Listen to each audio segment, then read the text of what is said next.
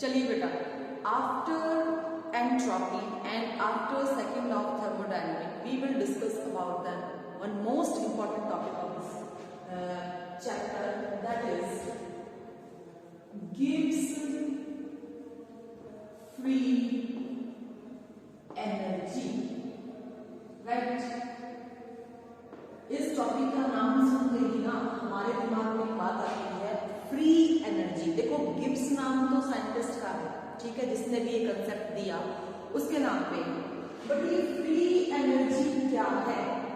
देखो, तुम्हें इससे पहले भी इस शब्द को बहुत पढ़ने की कोशिश की, स्पॉन्टेनियस, है ना। हमने जब सेकंड लॉ किया तो ये शब्द कई बार हमारे सामने आया और उसने काफी सारी बातें बताई कि हम ये स्पॉन्टेनियस क्या है, स्पॉन्टेनिटी को हम कैसे जो है मेंशन कर सकते हैं, कैसे पहचान सकते हैं, कौन सी रिएक्शन स्पॉन्टेनियस होगी, कौन सी रिएक्शन स्पॉन्टेनियस नहीं होगी। स्पॉन्टेनियस करने के लिए या स्पॉन्टेनियस होने के लिए किस तरह की क्राइटेरिया से हमें निकलना पड़ेगा, किस तरह की एनर्जी हमें चाहिए, किस तरह की ड्राइविंग फोर्स हमारे पास काम करेगी और कौन कौन से कंसेप्ट लगेंगे, मेन थिंग है ये। तो बेटा, जो गिब्स फ्री एनर्जी है वो एक्चुअल में हमारे लिए ये बताने का सबसे आखिरी टॉपिक है कि स्पॉन्टेनिटी क्या है, किसी रिएक्शन की स्पॉन्टेनिटी हम कैसे पहचाने। यहाँ जो शब्द फ्री है ना, ये फ्री शब्द कहना चाह रहा है कि आप जितना काम कर रहे हो, हम जो भी काम कर रहे हैं, जो भी मैकेनिकल वर्क हम कर रहे हैं, उसके एवरेज में जो एनर्जी हम इस्तेमाल कर रहे हैं, जो एनर्जी हम यूज कर रहे हैं, उसी एनर्जी को यहाँ पर गिब्स फ्री एनर्जी के नाम से जाना गया है। अब बेटा, ये जो काम है, ये जो वर्क डन है, ये हमने दो तरीके से पढ़ा, एक्सपेंशन, कंप्रेशन, ठीक है। हमने इसको मैकेनिकल और non mechanical, useful and non useful, expansion and compression नाम से हम हमारे वर्क डन को पहचानते हैं। तो गिब्स फ्री एनर्जी कोई ऐसा टर्म नहीं है जो हमें बहुत कंफ्यूज करे, it is just related with the spontaneity of any reaction. हमें इसको सिर्फ स्पॉन्टेनिटी के हिसाब से ही चेक करना है, या ये हमें बता सकता है कि हम कौन कौन से क्राइटेरिया को फोकस करें जिससे हमें हमारे वर्क डन के बारे में पता चले। तो पहला क्राइटेरिया हमें गिब्स फ्री एनर्जी देता है एंथैल्पी का क्राइटेरिया। एंथैल्पी, जिसको हमने डेल एच से डिनोट किया था, चेंज इन एंथैल्पी। ये क्राइटेरिया कहता है अगर आपके डेल एच की वैल्यू पॉजिटिव होती है, डेल एच की वैल्यू पॉजिटिव होती है, तो इसका मतलब वहां पर एनर्जी क्या हो रही है, एब्जॉर्ब, है ना। एनर्जी एब्जॉर्ब हो रही है, यानी आपकी जो रिएक्शन है वो किस तरह की रिएक्शन होगी, एंडोथर्मिक। अब क्वेश्चन ये राइज हो रहा है, क्या सभी एंडोथर्मिक या कुछ एंडोथर्मिक रिएक्शंस स्पॉन्टेनियस है? यस, एंडोथर्मिक रिएक्शंस भी स्पॉन्टेनियस हो सकती हैं। जैसे पानी का गर्मी के मौसम में गर्म होकर अपने आप ओपन एनवायरनमेंट में लार्ज रिजर्वायर से अपने आप वेपर्स में कन्वर्ट होना। जब लिक्विड वेपर में कन्वर्ट होता है तो उससे पहले वो कुछ अमाउंट की एनर्जी को क्या करता है, एब्जॉर्ब। तो इस तरह की रिएक्शंस को क्या बोला गया, एंडोथर्मिक। और बेटा, दूसरा क्राइटेरिया यहाँ एंथैल्पी का है नेगेटिव, जहां पर एनर्जी क्या हो रही है, इवॉल्व हो रही है। तो बेटा, इस तरह की रिएक्शंस को हम क्या कहेंगे, एक्सोथर्मिक। अब क्वेश्चन ये राइज होता है कि एंडोथर्मिक स्पॉन्टेनियस है, क्या एक्सोथर्मिक भी स्पॉन्टेनियस है? यस, एक्सोथर्मिक रिएक्शंस भी स्पॉन्टेनियस हैं, जहां पर कुछ अमाउंट की हीट जो है वो रिलीज होती है। जैसे दो अलग अलग गैसेस का मिक्स होना स्पॉन्टेनिटी है, एब्जॉर्प्शन और इवोल्यूशन ऑफ गैसेस वहां पर टेक्स प्लेस हो रही है किसी न किसी मीन में। ये सब कुछ कब होता है बेटा, जब टेम्परेचर को क्या कर दिया जाए, टेम्परेचर कैपिटल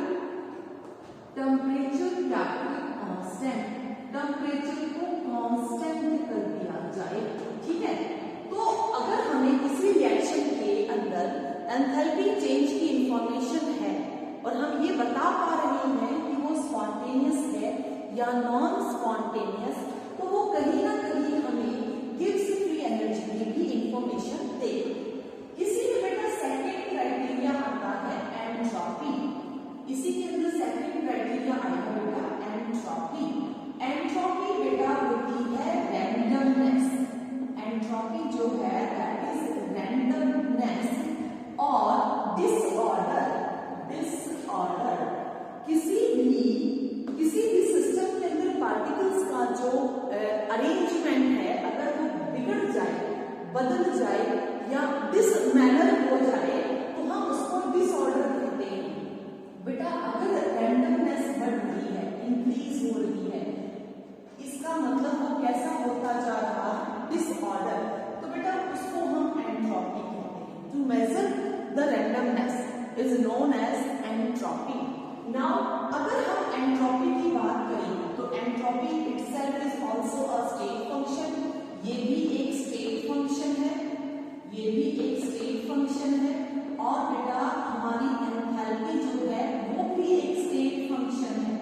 ठीक है, दोनों के दोनों हमारे स्टेट फंक्शन है। तो एंट्रोपी चेंज भी बेटा दो तरीके से काम करेगा।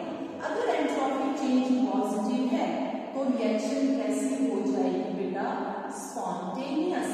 ठीक है, it is happening at the temperature kept constant. और बेटा अगर एंट्रोपी नेगेटिव है तो रिएक्शन कैसी रहेगी बेटा, नॉन स्पॉन्टेनियस। अगर आपको ये लगता है कि आपके पास पार्टिकल्स की रैंडमनेस बहुत ज्यादा हो रही है, इट मीन्स वहां कुछ काम हो रहा है, वहां पर कोई चीज एक्सपैंड हो रही है। लेकिन अगर आपको लगता है कि पार्टिकल्स कम क्लोजर, यानी उनकी रैंडमनेस घट रही है, डिक्रीज हो रही है, it means the work is go through with the compression. Compression by applying some amount of pressure on it, कुछ अमाउंट ऑफ प्रेशर अप्लाई करने पर हमें ये सिस्टम मिलता है। तो ओवरऑल इन दोनों से अगर हम देखें तो हमें स्पॉन्टेनिटी के बारे में पता चल रहा है, लेकिन इस स्पॉन्टेनिटी में कुछ काम, कुछ वर्क डन की इंफॉर्मेशन जो है वो हमें नहीं मिल पा रही। तो इस वर्क डन की इंफॉर्मेशन के लिए हमें एक नया रिलेशन मिला, G is equal to H minus Ts। ये रिलेशन जो है, इस रिलेशन को कहते हैं बेटा G stands for gives free energy। G stands for gives free energy। ठीक है बेटा। T stands for temperature। P stands for temperature और टेम्परेचर यहाँ पर बेटा केल्विन में होगा। और बेटा यहाँ पर S stands for entropy। S stands for entropy। ठीक है, gives free energy, entropy and temperature। बेटा ये जो G है that is termed as free energy। ठीक है, अब ये free energy एक extensive property है। It is an extensive property और बेटा ये एक state function भी है। It is also a state function। अगर हम किसी कंडीशंस के अंदर टेम्परेचर और प्रेशर को कांस्टेंट कर देते हैं, if we constant under some conditions temperature and pressure, then we get it for isothermal process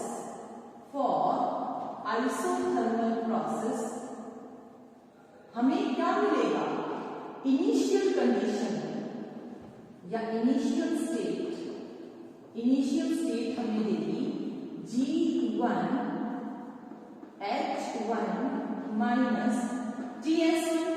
और बेटा ऐसे ही फाइनल स्टेट हमें क्या देगी, G2, this one is not minus, this one is equal to H2 minus Ts2। तो बेटा overall अगर हम इन दोनों को लिखते हैं, this one is first equation, this one is second equation, G2 minus G1 यानी on taking equation first and second और बेटा H2 माइनस H1, यहां माइनस है, T कॉमन ले लेंगे, S2 minus S1, we derive this change in gives free energy, change in enthalpy, and change in entropy. This is the relation for Gibbs free energy as a state function. ये relation है जब किसी isothermal conditions के लिए हमें Gibbs free energy calculate करनी हो। ठीक है बेटा, तो इस तरीके से हम गिब्स फ्री एनर्जी चेंज को ऑब्जर्व कर सकते हैं विद दीज टू क्राइटेरिया, और ये भी बता सकते हैं कि the given thing is spontaneous, the given reaction is spontaneous or not. First you write down this, then we come to next relation.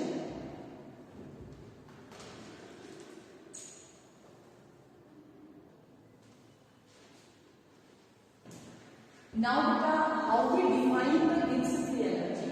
So Gibbs free energy is that thermodynamic quantity of system.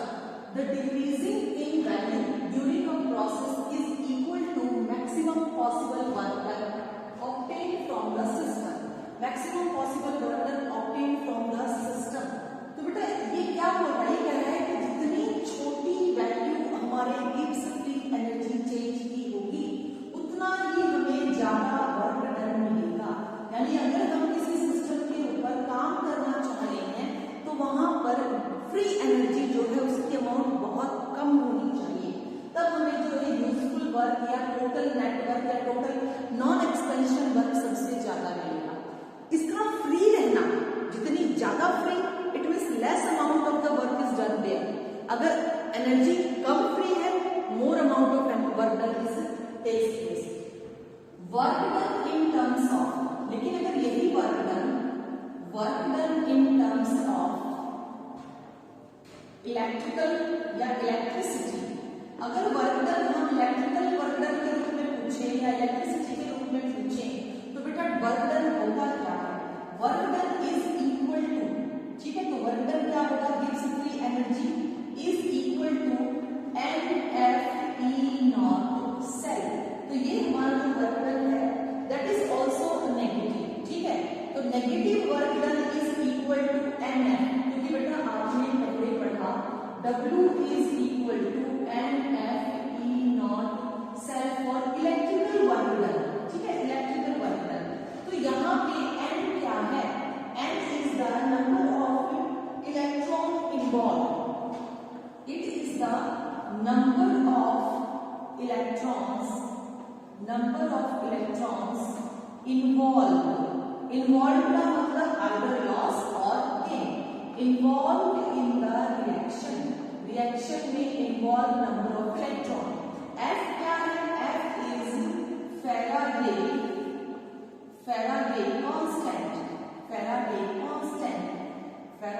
constant.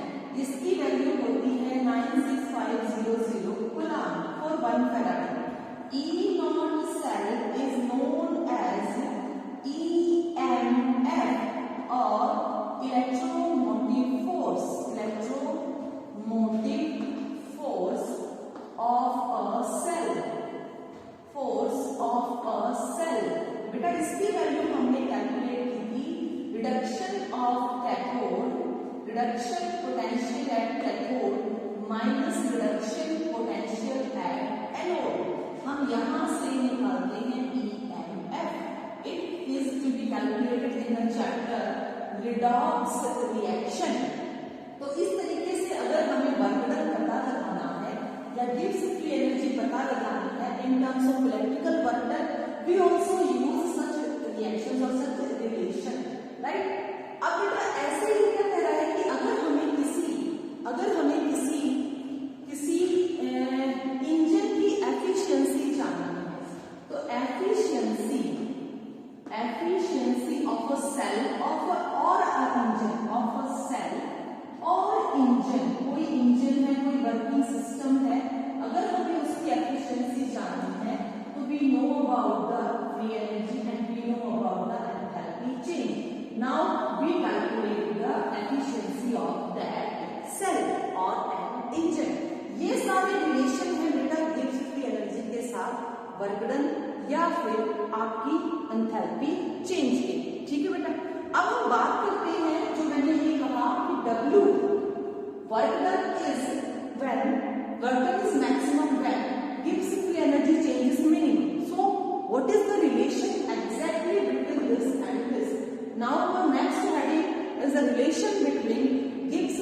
Energy and useful work done.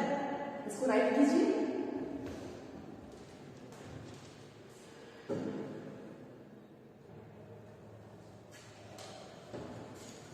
Now our next heading in the same system is in the same term is relationship between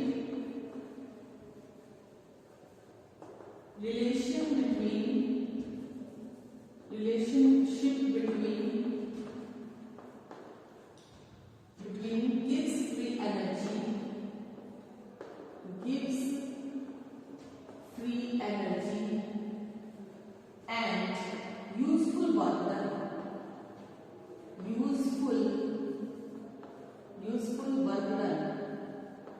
ठीक है बेटा, useful work done और gives free energy के बीच में जो relation है हम उसको डिराइव करेंगे। तो सबसे पहले हम आते हैं according two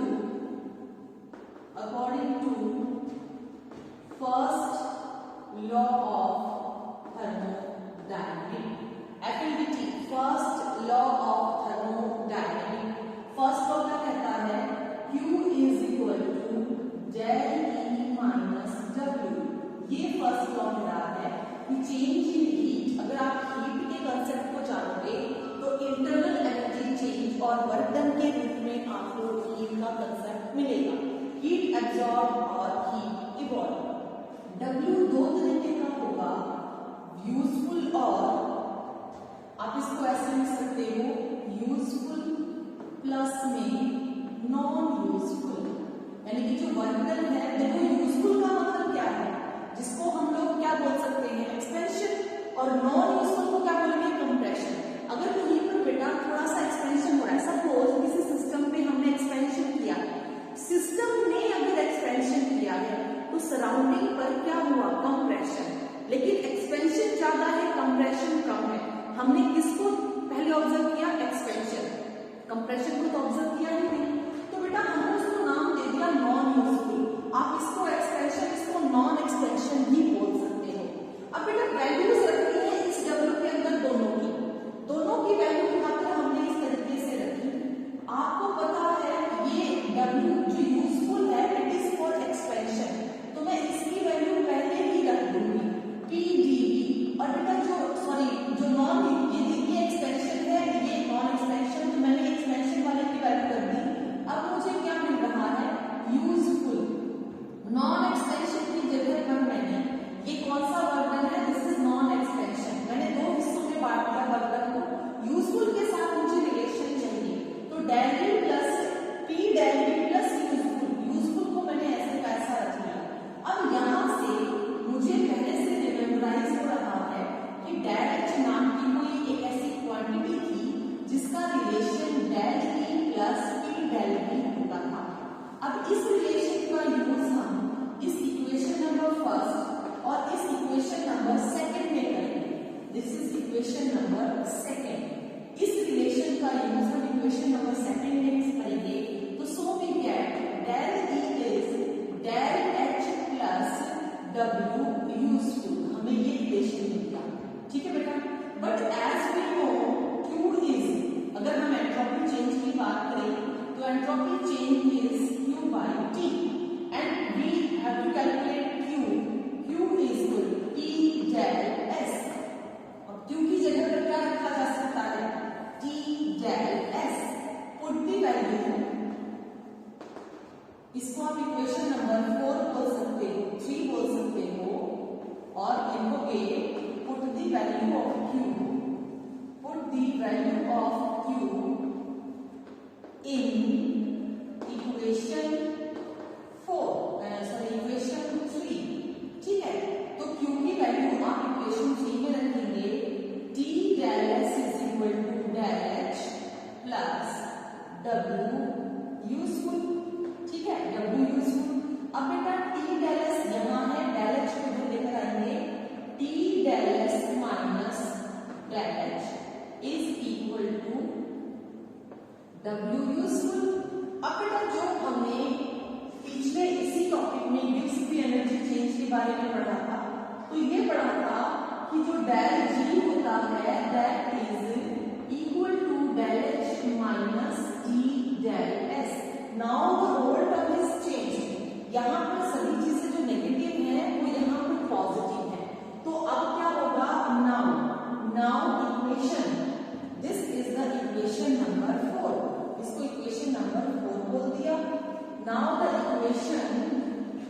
equation 4 becomes, equation 4 क्या बन गई, becomes minus del G is equal to W useful, W useful. और यही हमारा रिलेशन था कि जितनी कम या जितनी डिक्रीज इन फ्री एनर्जी होगी उतना ही वर्क डन क्या होगा, ज्यादा। बेटा अब यहां से भी कुछ